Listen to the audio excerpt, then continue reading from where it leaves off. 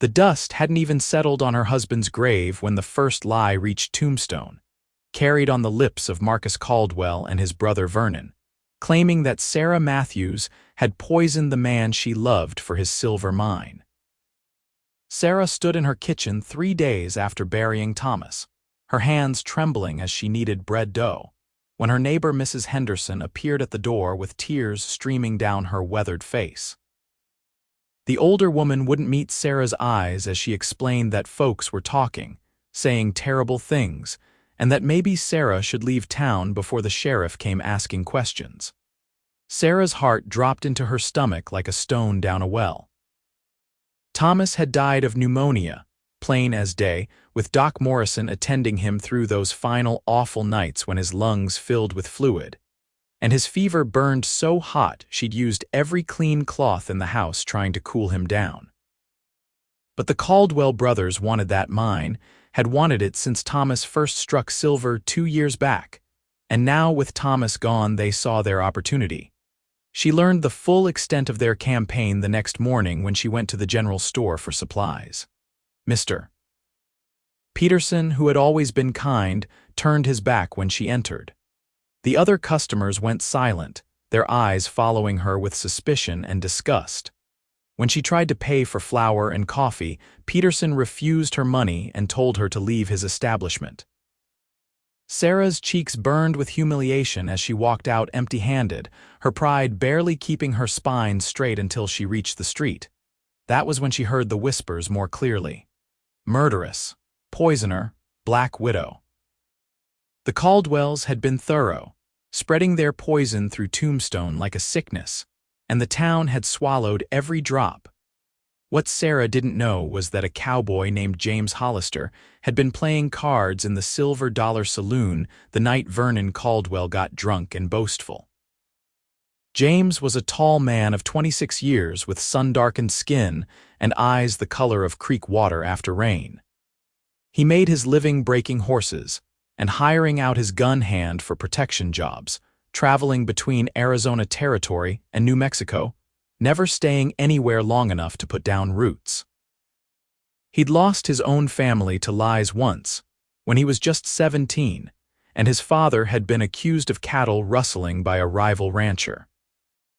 His father had been hanged before the truth came out, and James had learned that bitter lesson about how quickly good people would believe evil things if the story was told right. So when Vernon Caldwell laughed and said his brother Marcus was a genius for thinking up the poisoning story, when he bragged about how they'd have that mine within a month once Sarah Matthews was run out or hanged, James set down his cards and listened harder. Vernon was 3 whiskeys past careful, describing how they'd started in Tombstone and were spreading the tale to Benson and Wilcox too, making sure Sarah Matthews would have nowhere to run in Cochise County or beyond. Marcus had even paid the telegraph operator to send messages to contacts in Pima and Graham counties, painting Sarah as a dangerous woman who'd killed before, they claimed, back in Kansas before she'd come west.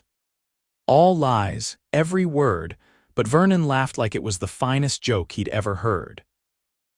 James left the saloon before Vernon noticed him, his jaw set tight and his mind already working. He knew the Matthews mine, had ridden past it a few times. Knew Thomas Matthews by reputation as an honest man who'd struck it lucky.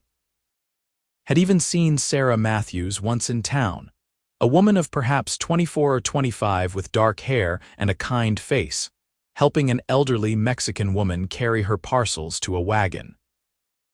The image had stuck with him because kindness wasn't something you saw every day, not in towns built on silver and suspicion.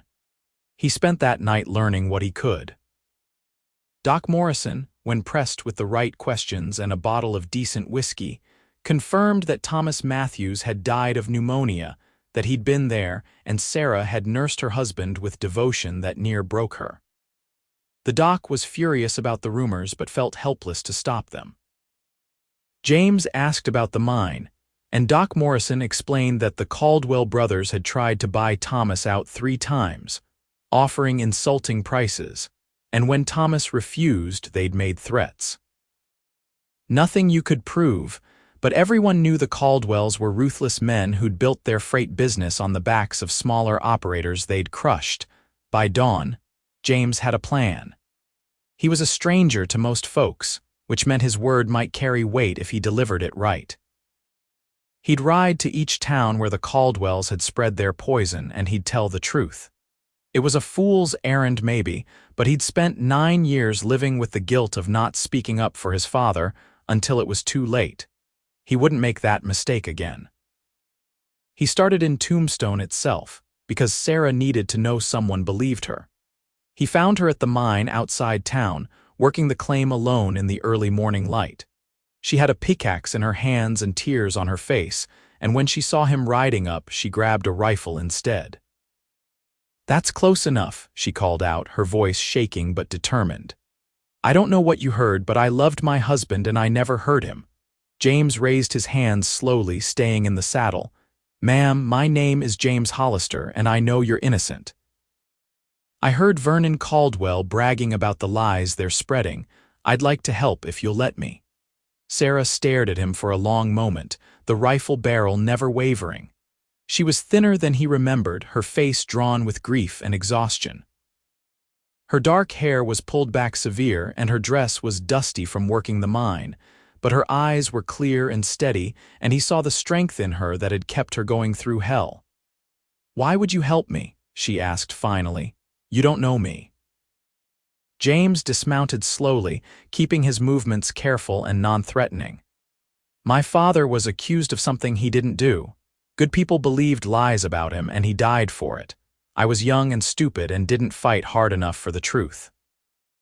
I won't let that happen again, not if I can stop it." Something in his voice must have convinced her, because Sarah lowered the rifle slightly. "The Caldwells are dangerous men. If you go against them, they'll come after you too. Let them try." James took off his hat, turning it in his hands. "I've been listening around town since last night. Doc Morrison told me the truth about your husband's death. I know about the mine and why the Caldwells want it. And I heard Vernon himself admit they're spreading lies through 3 counties. But I need your help to fight this proper. I need you to tell me everything, so when I ride to Benson and Wilcox and everywhere else they've poisoned folks against you, I'll have the whole story straight." Sarah's shoulders sagged with relief so profound it nearly brought her to her knees. For the first time since Thomas died, someone believed her. Someone was willing to stand with her against the tide of hatred the Caldwells had stirred up. She set the rifle down and nodded, wiping at her eyes with the back of her hand. They talked for 2 hours in the shade of the mining shack Thomas had built. Sarah told him everything: how she and Thomas had met in Kansas 5 years ago, how they'd married and come west looking for opportunity, how Thomas had filed the claim and worked it for a year before hitting the silver vein. She told him about the Caldwell brothers' increasingly aggressive offers to buy them out, about the subtle threats and not-so-subtle pressure. She described Thomas's illness, the way it had come on fast after he'd gotten caught in a cold rain while working the mine. How Doc Morrison had done everything he could, but the pneumonia had been too strong. How she'd held Thomas's hand as he died, and he'd made her promise not to give up the mine, not to let the Caldwells win. James listened to every word, his anger growing cold and focused. When she finished, he asked, "Do you have any papers? Anything showing the mine is legally yours, that Thomas died natural?" Sarah nodded and retrieved a tin box from the shack. Inside was their marriage certificate, the mine claim in both their names, and a letter from Doc Morrison stating the cause of Thomas's death as pneumonia and testifying to Sarah's devoted care of her husband. It was dated and signed, written the day after Thomas died. "This is good," James said, examining the documents. "This is real evidence. The Caldwells have nothing but words and money to spread them. We can fight this." "How?" Sarah asked, and the hope in her voice made James's chest tighten with determination. "I'll start by going to the sheriff and getting him to file Doc Morrison's statement officially. Then I'll ride to Benson. That's the closest town and probably where the Caldwells started their campaign after Tombstone. I'll find the honest folks there and tell them the truth, show them these papers if I need to. Then Wilcox, then anywhere else this poison has spread." He met her eyes directly. "It won't be fast and it won't be easy. But I promise you, Sarah Matthews, I'll ride to every town in 3 counties if that's what it takes. I'll make people listen." Sarah felt something unfold in her chest, something that had been locked tight since Thomas died. It wasn't just relief, though that was part of it. This stranger with the kind eyes and determined jaw was offering her something she'd thought lost forever: hope. And maybe, though she barely dared acknowledge it, she felt something else too. A flutter of awareness that had nothing to do with gratitude and everything to do with the way James looked at her, like she was someone worth fighting for. "I'll pay you," she said quickly. "Once the mine is safe and I can work it proper, I'll pay you whatever's fair." James shook his head. "This isn't about money, but I won't refuse your gratitude once the job is done." He stood and settled his hat back on his head. "Stay here and stay safe. Work the mine if you want, but don't go into Tombstone until I've set some things right. Can you shoot that rifle if trouble comes?" "I can shoot," Sarah confirmed. Thomas had taught her well, knowing that a woman alone at a mine needed to defend herself. "Good." James swung back into his saddle and his horse, a sturdy bay gelding, tossed its head eagerly. "I'll be back in a few days. Don't lose hope, Sarah. The truth is stronger than lies if you fight for it hard enough."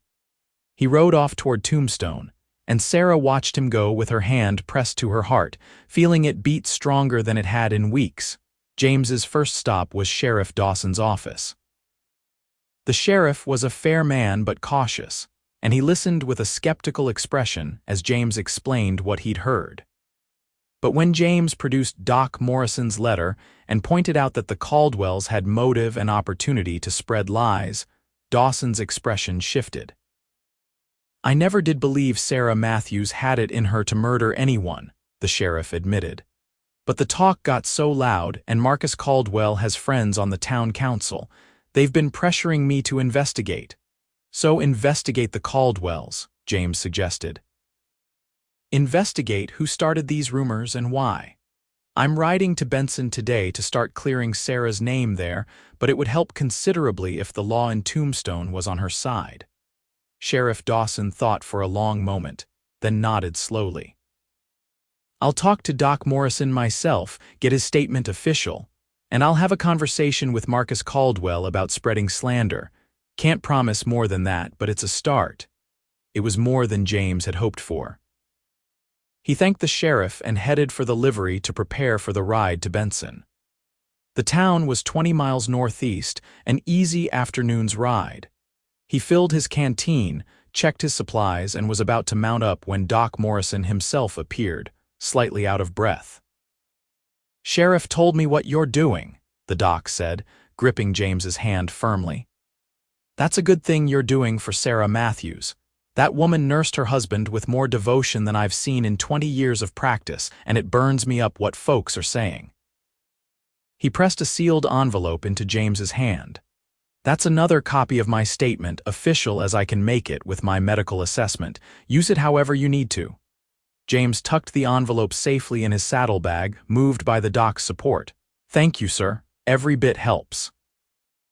The ride to Benson gave James time to plan his approach. He couldn't just ride in announcing that everyone had been lied to. That would put backs up and make folks defensive. He needed to be smarter, to plant seeds of doubt and let people come to the truth themselves. He needed to find the influencers in town, the people others listened to and trusted, and convince them first. Benson was smaller than Tombstone, built around the Southern Pacific Railroad junction. It was a working town, full of railroad men and ranchers bringing cattle to ship east. James arrived in late afternoon and stabled his horse before heading to the biggest saloon, a place called the Iron Horse. Saloons were where information flowed, where you could take the temperature of a town. He ordered a whiskey and listened. Sure enough, within 20 minutes he heard Sarah's name mentioned. 2 railroad workers were discussing the poisoner from Tombstone and agreeing that it was shameful how women could get away with murder if they were pretty enough. James's hand tightened on his glass, but he forced himself to stay calm. "Pardon me," he said, turning to the men with an easy smile.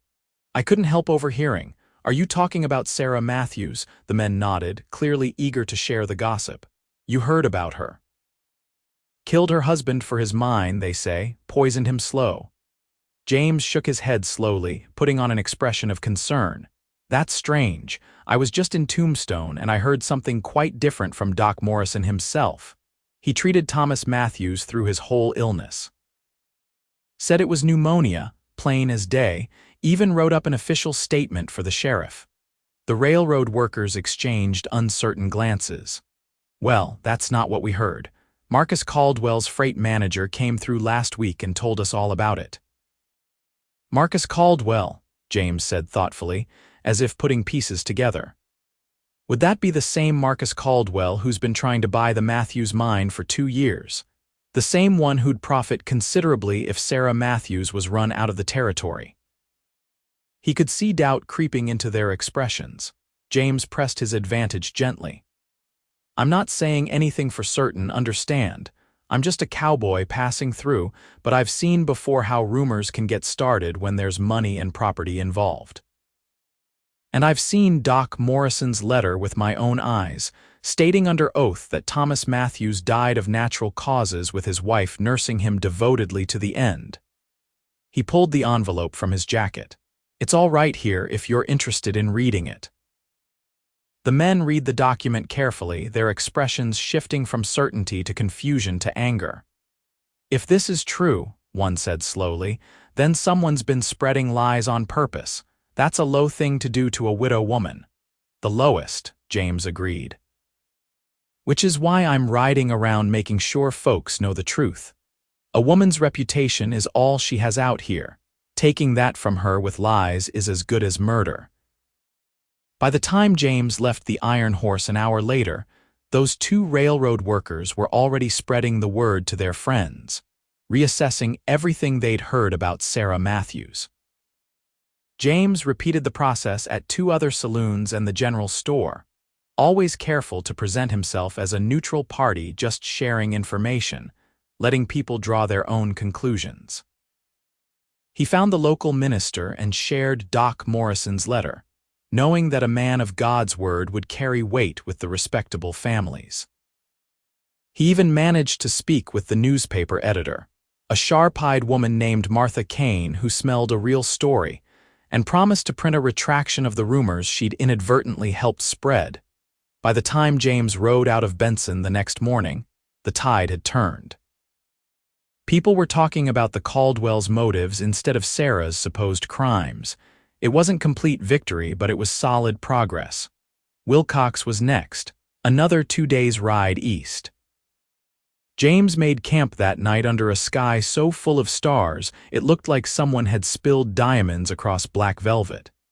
He built a small fire and made coffee, his thoughts drifting to Sarah Matthews. He'd seen the grief in her eyes, raw and real, and he'd seen the steel underneath that kept her going when most people would have crumbled. She was remarkable, truly, and beautiful, though that was secondary to the strength of her character. James had never let himself think much about settling down. After his father's death, he'd been too angry and rootless, moving from job to job and town to town, never staying anywhere long enough to build connections. He'd had a sweetheart once, back before everything fell apart, but she'd married someone else while James was off chasing work. He'd told himself he preferred being alone, that it was simpler that way. But something about Sarah had gotten under his skin. Maybe it was the familiar echo of injustice. Or maybe it was the way she'd stood there with that rifle, scared but refusing to back down. Or maybe it was simpler than that. Maybe he was just drawn to her in the way a man is drawn to a woman who matches him stride for stride, who has the kind of courage that doesn't need to shout to be heard. He shook his head at his own foolishness. Sarah Matthews was a widow barely a month out from burying her husband. The last thing she needed was some cowboy developing feelings for her. He was helping her because it was right, because he could, because he wouldn't let another innocent person be destroyed by lies. That was all. That had to be all. Still, he found himself thinking about her as he fell asleep, and she was his first thought when he woke. Wilcox proved tougher than Benson. The Caldwells had done their work more thoroughly here, and they had business connections that made people reluctant to question the narrative. James spent 3 days in town, talking to anyone who'd listen, showing Doc Morrison's letter until the paper was worn soft at the creases. He found allies in unexpected places, a saloon girl who'd once been ruined by false rumors and understood the damage they could do. A Mexican ranch hand who'd worked for Thomas Matthews one season and knew him to be an honest man. A widowed rancher who'd buried her own husband and sympathized with Sarah's situation. Slowly, stubbornly, James chipped away at the lies. He got into a fistfight with one of Caldwell's freight drivers who called Sarah a murderer once too often. And though James took a hard punch to the ribs that left him bruised and aching, he gave better than he got. The fight actually helped his cause. People respected a man willing to back his words with action. And seeing James take a beating defending Sarah's honor made folks reconsider who was telling the truth. By the time he left Wilcox, the general consensus had shifted.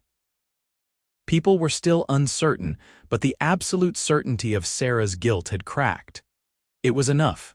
James rode back toward Tombstone, stopping in every small settlement and ranch house along the way. He talked to miners and cowboys, to shopkeepers and farmers. He showed his letter and told his story, and more often than not, people listened. Word spread faster than the original lies had, the truth racing through the territory like wildfire through dry grass. Sarah Matthews wasn't a murderer. She was a widow being persecuted by greedy men who wanted her land. And there was a cowboy riding across 3 counties to clear her name. It took James 3 weeks total before he felt satisfied that he'd done all he could in Cochise County. He'd heard that the lies had spread into Pima County to the west and Graham County to the north, so his work wasn't finished. But first, he needed to check on Sarah, to tell her what he'd accomplished and make sure she was safe. He arrived at the mine on a bright afternoon in late October 1883, the air crisp and clean with the promise of winter coming. Sarah was hauling ore from the mine entrance, her dress dirty and her face streaked with dust, and she'd never looked more beautiful to him. She saw him riding up and dropped her burden, running to meet him with a joy on her face that made his heart stutter. She stopped just short of throwing herself into his arms, suddenly self-conscious, but her smile was radiant. "James, thank God you're back. I've heard things, people have been talking. They say you've been riding all over defending me, fighting for me." Her eyes shone with tears. "They say people are starting to believe the truth." James dismounted and stood before her, acutely aware of how much he'd missed her, which was ridiculous given they barely knew each other. "It's working," he confirmed. "Tombstone, Benson, Wilcox folks are questioning the Caldwell story now. Sheriff Dawson officially investigated and found no cause to charge you with anything. Doc Morrison's testimony is on record. You're not completely cleared in everyone's eyes yet, but you're not in danger anymore. You can come back to town if you want." Sarah pressed her hands to her mouth, overwhelmed. "I don't know how to thank you. You've given me my life back. You've given me hope." She lowered her hands and looked at him directly. "Why did you do this, really? I know what you said about your father, but 3 weeks of riding and fighting and risking yourself for a stranger, that's beyond any debt to the past." James met her eyes and knew he couldn't lie to her. "Started as that, maybe. Wanting to right an old wrong, save someone the way I couldn't save my father. But somewhere along the way, it became about you specifically. About a woman brave enough to stand alone against an entire county, strong enough to keep working a mine while everyone called her terrible things, kind enough to still have room in her heart for gratitude and hope." He took a breath. "You're remarkable, Sarah Matthews. And if I'm being honest, I couldn't ride away and leave you to fight alone because the thought of something happening to you made me feel like I'd been kicked by a horse." Sarah stared at him, her chest rising and falling rapidly. "James, my husband just died. I'm still in mourning.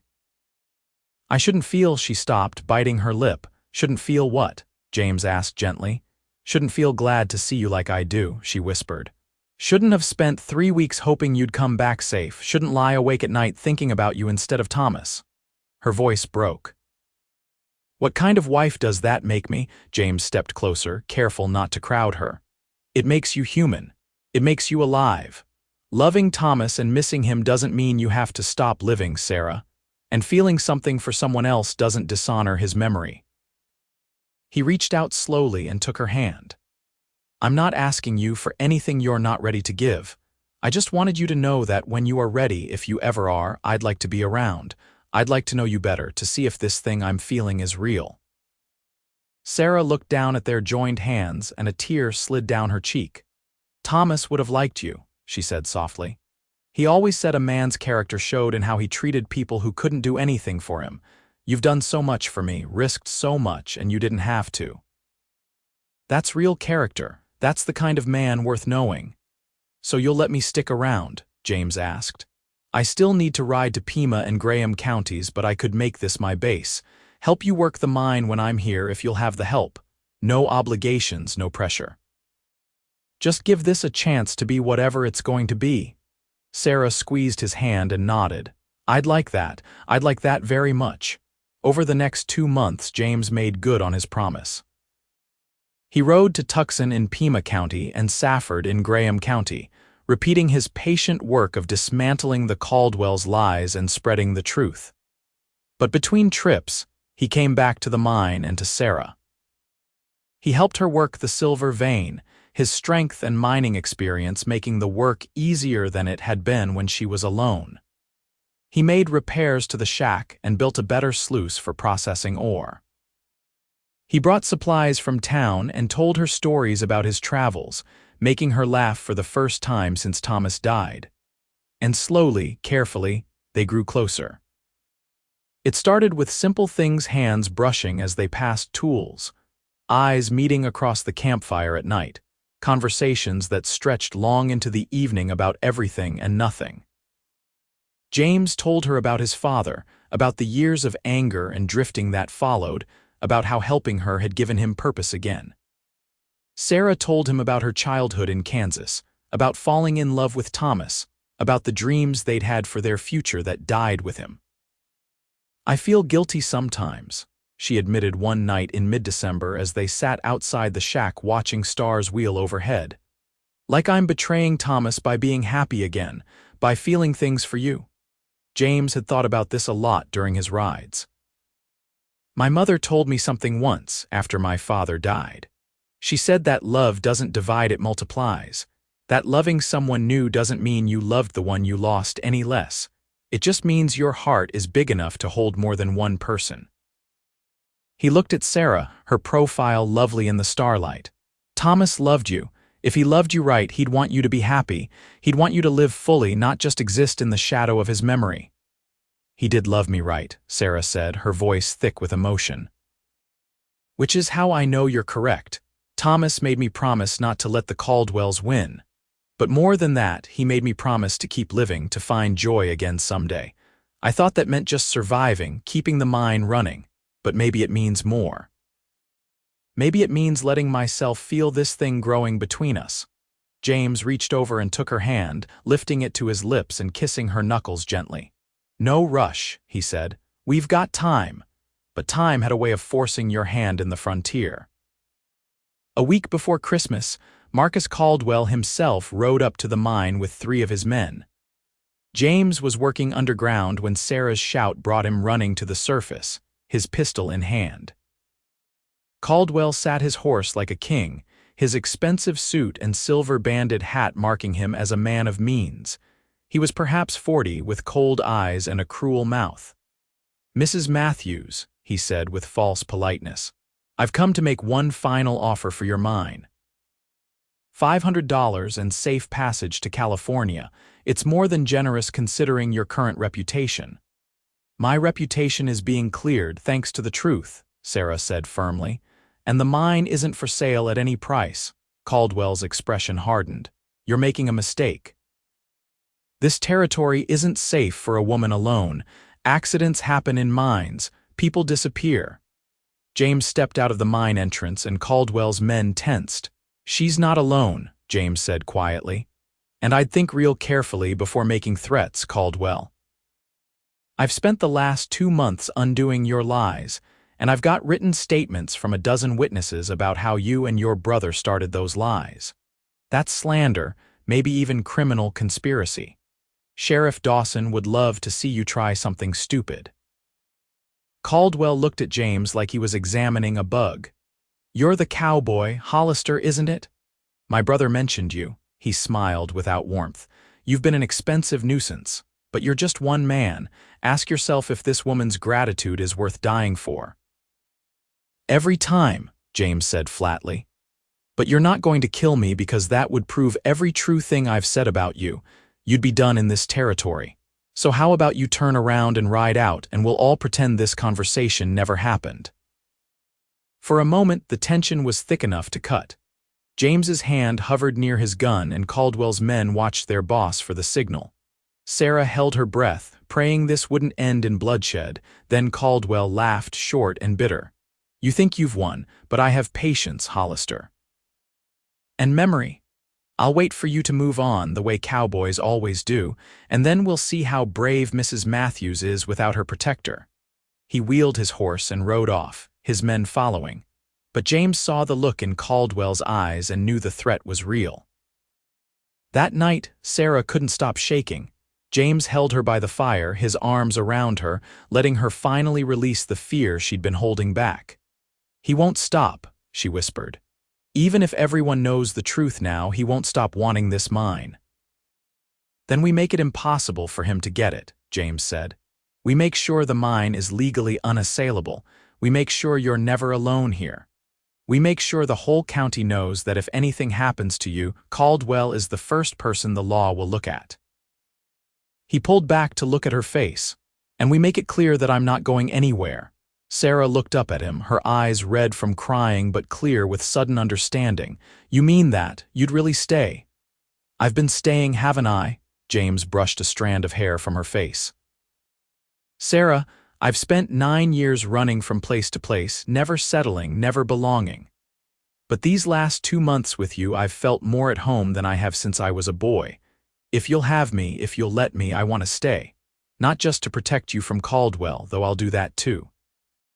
But because I'm falling in love with you, and I think maybe you're falling for me too, and I'd like to see where that leads." Sarah's breath caught. It was too soon, part of her insisted. Thomas had only been dead 4 months.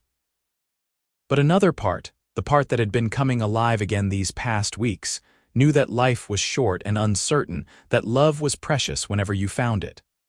Thomas was gone, and she would always carry him in her heart, but James was here, solid and real and offering her a future.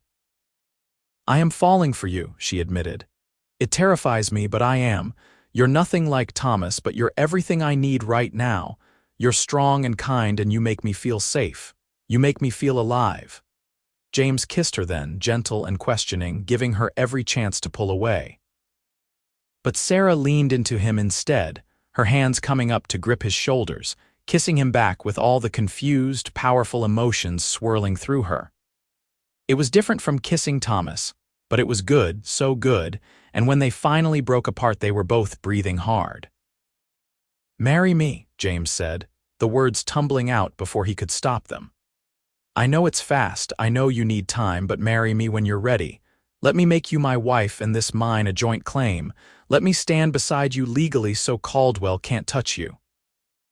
Sarah wanted to say yes immediately, but she forced herself to think. "People will talk. They'll say I married you too fast, that I'm disrespecting Thomas's memory." "People always talk," James said. "But the people who matter, the ones who know you're good and true, they'll understand. And everyone else can hang," he softened his voice. "I'm not asking you to marry me tomorrow. Take the time you need to be sure, but know that I'm asking and I'm not going anywhere while you decide." Sarah nodded, her heart full to bursting. "Ask me again in the spring," she said. "Give me time to properly mourn Thomas and be certain of my heart. If we still feel this way when the desert blooms again, then yes, I'll marry you and we'll face Caldwell and anyone else together." It was a long winter, but not a hard one. James stayed at the mine, sleeping in the small barn he built for the horses, respecting Sarah's need for propriety even as they grew ever closer. They worked the mine together, pulling out enough silver to secure Sarah's financial future. James made regular trips to Tombstone, making sure everyone saw him and Sarah as a united front, a couple who might be courting proper once enough time had passed. Caldwell made no more direct moves, but James heard rumors of the man trying to challenge the mine claim legally, searching for any flaw in the paperwork. James consulted with a lawyer in Tucson and made sure everything was ironclad. He also quietly let it be known that he'd written down everything he knew about the Caldwell's lies and deposited the testimony with the newspaper editor in Benson. If anything happened to him or Sarah, the whole story would be published. It was a fragile protection, but better than nothing. Sheriff Dawson proved a solid ally. He'd never liked the Caldwells but hadn't had cause to move against them. Now, with evidence of their slander campaign, he watched them closely. When Vernon Caldwell got drunk and started a fight in February, the sheriff threw him in jail for a week and made it clear that the Caldwell brothers were on thin ice. Through it all, James and Sarah grew more certain of each other. They learned each other's habits and quirks, the way she hummed while working and he whistled, the way she liked her coffee strong and he preferred his weak, the way they both woke early and stayed up late talking. They learned what made each other laugh and what brought comfort during bad days.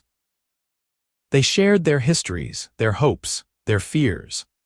By the time spring arrived in early April of 1884, painting the desert with wildflowers and turning the harsh landscape temporarily soft, there was no doubt left in either of their hearts.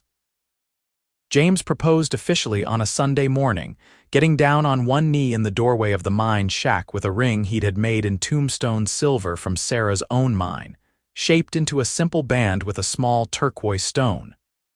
"Sarah Matthews," he said, his voice steady and sure.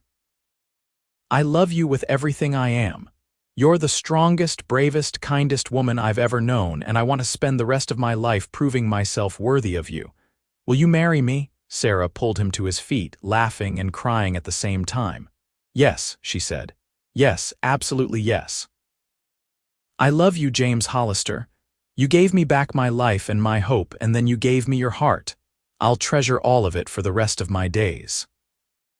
They married a month later in May, a small ceremony in the Tombstone church with Doc Morrison standing up for them, and Martha Kane from the Benson newspaper attending as Sarah's witness.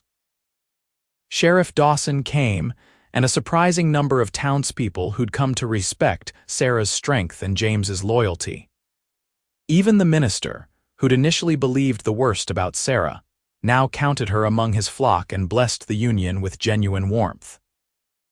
Marcus Caldwell didn't attend, naturally, but James heard he'd left town the week before, moving his operations to New Mexico. The fight had gone out of him once it became clear that Sarah had not only cleared her name but found a formidable partner. Vernon Caldwell drank himself into obscurity and eventually drifted away as well. The threat that had loomed over Sarah for so long simply evaporated, the way lies often do when faced with persistent truth. The wedding was simple but joyful. Sarah wore a new dress of pale blue, and James wore his best suit, his hair trimmed and his jaw freshly shaved. When the minister pronounced them man and wife, James kissed his bride with a tenderness that made Sarah's heart soar. They were married. They were partners. They were beginning a new life together. The celebration afterward was held at the Silver Dollar Saloon, which the owner had decorated with ribbons and wildflowers. There was music and dancing, and Sarah laughed more than she had in a year, spinning in James's arms while the fiddler played. Doc Morrison got pleasantly drunk and gave a rambling toast about love and justice and the resilience of the human spirit. Martha Kane cornered James and said she was writing a story about them for her paper, calling it a tale of truth triumphing over lies and love conquering adversity. As the sun set and the party continued, James and Sarah slipped away, riding back to the mine that was now legally theirs jointly. James had spent the last week fixing up the shack, building a real bed frame and bringing in a good mattress from town, hanging curtains Sarah had sewn, making it a home instead of just a shelter. That night, in the privacy of their home, they consummated their marriage with a passion that surprised them both. Sarah had loved Thomas, but what she felt with James was different, wilder, more intense, full of the knowledge that they'd fought for each other and won. James was tender and fierce by turns, and Sarah matched him perfectly, claiming him as thoroughly as he claimed her.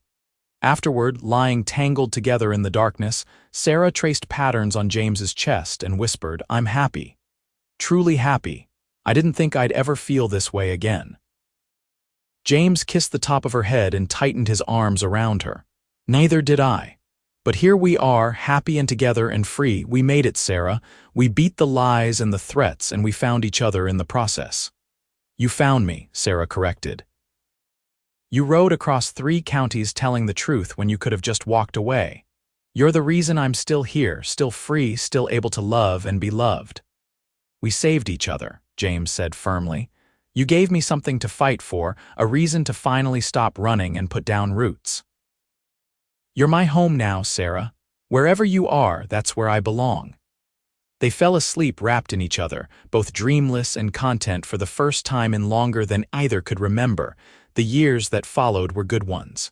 James proved a skilled miner and a savvy businessman. He expanded the mine's operations carefully, hiring a few trusted workers and increasing production without overextending.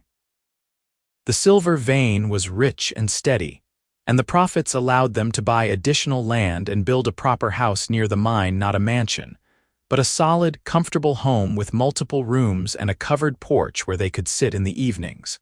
Sarah bloomed in her marriage. The haunted look that had lingered in her eyes for so long finally faded, replaced by contentment and joy. She took over the business side of the mining operation, proving to have a head for numbers and negotiation that surprised everyone but James. Together, they became one of the most successful independent mining operations in Cowboy County. In the spring of 1885, Sarah discovered she was pregnant. She'd had complicated feelings about it at first, remembering that she and Thomas had hoped for children, but it had never happened. But James was overjoyed, his excitement infectious, and soon Sarah found herself genuinely thrilled at the prospect of becoming a mother.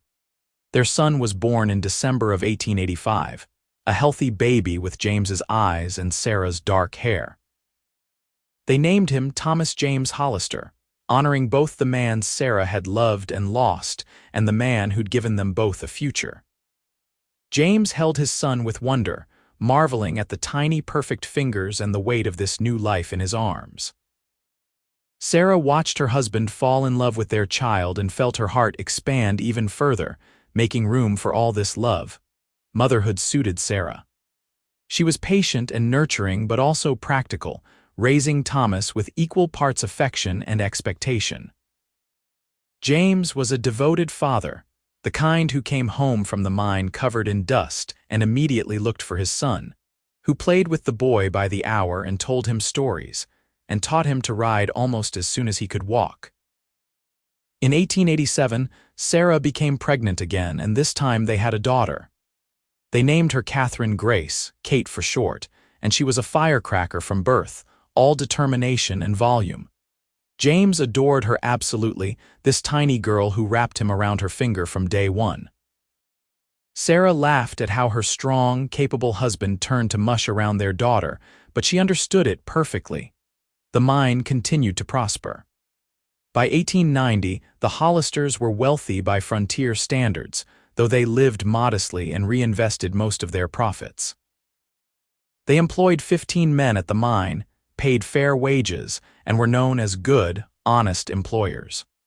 James had become a respected figure in Tombstone, serving on the town council and helping to settle disputes. Sarah was active in the church and organized a school for the miners' children, teaching them herself when they couldn't afford a proper teacher. Thomas grew into a thoughtful, kind boy who loved books and learning. Kate was adventurous and wild, more interested in horses and climbing trees than anything domestic.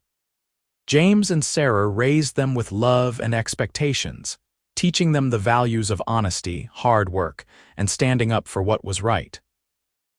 On their 10th wedding anniversary in May of 1894, James and Sarah took a rare day off from the mine and their children, leaving the kids with Doc Morrison and his wife, who'd become like grandparents to them. They rode out to a spot in the hills where you could see for miles, the desert stretching out in all directions, beautiful and harsh and home. 10 years, Sarah said, leaning back against James as they sat on a blanket watching the sun sink toward the horizon. Sometimes it feels like a lifetime, and sometimes it feels like yesterday that you rode up to the mine looking all serious and determined. James wrapped his arms around her, resting his chin on her shoulder. Best decision I ever made, getting involved in your life, changed everything for me. For both of us, Sarah said. She turned in his arms to look at him directly. I want you to know something. I'll always love Thomas. He was my first love and he gave me happy years. But you, James, you're my great love. The one I'll grow old with, the one who gave me children and joy and partnership. You're everything to me. James kissed her deeply, putting 10 years of love and devotion into it. You're everything to me too, he said when they finally broke apart. You and the kids, this life we've built, it's more than I ever dreamed of having. I spent so long alone, and now I'm so full of love and family I can hardly stand it sometimes. Sarah smiled and cupped his face in her hands. We earned this happiness. We fought for it against lies and threats and doubt. We built something real and true and good. Our children will grow up knowing what it means to stand for truth, to fight for what's right, to love with everything you have. That's a legacy worth having.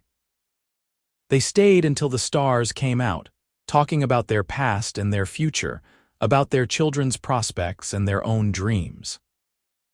They talked about eventually expanding into cattle ranching, about maybe traveling back east someday so the kids could see where Sarah came from, about growing old together on this land they'd fought so hard to keep.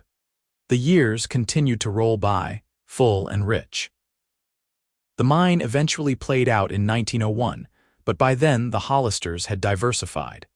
They owned land, cattle, and investments in the railroad and several Tombstone businesses. Thomas went to university in California, becoming a lawyer and eventually returning to Arizona to practice. Kate married a rancher she met at a dance and gave Sarah and James 5 grandchildren in quick succession, living just 20 miles away. James and Sarah grew old together gracefully. James's hair went silver and his face weathered, but his eyes stayed as clear and kind as ever. Sarah aged with elegance, her beauty shifting but never fading, her strength remaining long after her youth was gone. They spent their later years traveling a bit, but always coming home to the house by the mine, to the land they'd defended and the life they'd built. On a warm evening in June of 1919, when James was 62 and Sarah was 59, they sat on their porch watching the sunset just as they had thousands of times before. Their grandchildren were playing in the yard, their children were happy and successful, and the world was at peace after the long, terrible war. I've been thinking, Sarah said, her hand in James's as always. About that day you rode up to the mine all those years ago. About how my life could have gone so differently if you hadn't heard Vernon Caldwell bragging, if you hadn't cared enough to help a stranger. James squeezed her hand gently. I've thought about that too, how I almost didn't get involved. How close I came to just riding on and leaving you to fight alone. He shook his head. Thank God I didn't. Thank God I was in the right place at the right time to hear the truth and do something about it. We were both in the right place, Sarah said. You needed someone to fight for, and I needed someone to believe in me. We saved each other, just like you always said. She leaned her head on his shoulder, the gesture as natural after 35 years as it had been in the beginning. I love you, James Hollister. Every single day of my life with you has been a gift. I love you too, James said, his voice thick with emotion. More now than ever if that's possible. You've given me everything, Sarah, love, family, purpose, home. You're the best thing that ever happened to me. They sat in comfortable silence as the sun set, painting the sky in shades of orange and gold and purple. Their grandchildren's laughter rang out clear and sweet, and somewhere inside the house someone was cooking dinner, and everything was exactly as it should be. James had ridden across 3 counties to tell the truth for a woman he didn't know. In the process, he'd found his purpose, his home, and the love of his life. Sarah had endured lies and hatred, and the threat of losing everything, and she'd survived to build a beautiful life on the other side of that darkness. Together, they'd proven that truth was stronger than lies, that love could grow even in the harshest conditions, and that sometimes the right person arrives at exactly the right moment to change everything. Their story became something of a legend in Cowboy County, the cowboy who'd ridden town to town defending a widow's honor, and the love that grew from that act of courage. Younger couples sometimes came to them for advice, and James always said the same thing. Fight for what's true, stand up for what's right, and love with everything you've got. That's all there is to it, really. Sarah would add, and be brave enough to accept help when it's offered and smart enough to recognize love when it finds you, even if the timing seems wrong. They celebrated their 40th anniversary surrounded by children, grandchildren, and half the county. At the party, Thomas stood up and told the story of how his parents met, how his father had fought for his mother when no one else would, how their love had been forged in adversity and proven unbreakable. James and Sarah held hands through the whole speech, their fingers intertwined the way they'd been for 4 decades, and when Thomas finished, James pulled Sarah close and kissed her to thunderous applause. "Still got that silver ring I made you," James murmured against her lips. Sarah held up her hand, showing the simple band, worn smooth over the years but still solid. "Haven't taken it off since you put it on my finger. Never will." "That's my girl," James said with satisfaction. "My brave, beautiful, remarkable girl." "Your wife," Sarah corrected with a smile. "Your partner, your love, all of that," James agreed, "now and always." They danced that night, moving slowly to music played by their grandchildren, and everyone who watched them could see it, the deep, abiding love that had sustained them through decades, the partnership that had made them both stronger, the truth that had set them free and given them this beautiful life. When they finally went home that night, walking slowly hand in hand under a sky full of stars, Sarah said what she'd said 1,000 times before but never tired of saying. "Thank you for believing me. Thank you for fighting for me. Thank you for loving me." And James gave the answer he always gave, the one that was as true now as it had been 36 years ago. "Thank you for letting me. Thank you for choosing me. Thank you for building this life with me. I'd ride across 3 counties for you again tomorrow if you needed me to." "I know you would," Sarah said, and she did know it, all the way down to her bones. "That's why I love you." They lived many more good years together, growing old with grace and gratitude. When James finally passed in 1926 at the age of 69, Sarah held his hand and told him she loved him, and his last words were her name. Sarah followed him 18 months later, her children around her, her last thoughts of Thomas Matthews, who'd been her first love, and James Hollister, who'd been her forever love, and the beautiful life she'd been blessed to live. They were buried side by side on the land they'd fought for, with headstones that read simply, "James Hollister, he rode for truth," and Sarah Hollister, she stood with courage. Their children and grandchildren continued the traditions they'd started, building on the legacy of integrity and love that James and Sarah had established. The Hollister name became synonymous with honesty and fairness in Arizona, a reputation that lasted for generations. And sometimes, on quiet evenings in Cowboy County, old-timers still told the story of the cowboy who'd ridden across 3 counties to tell the truth, and the widow he'd saved, and the love that had grown from that act of courage. It was a story about standing up for what was right even when it was hard, about believing in people when everyone else had given up on them, and about how love could transform everything when you were brave enough to let it in. It was a true story in every sense of the word. And it had a happy ending.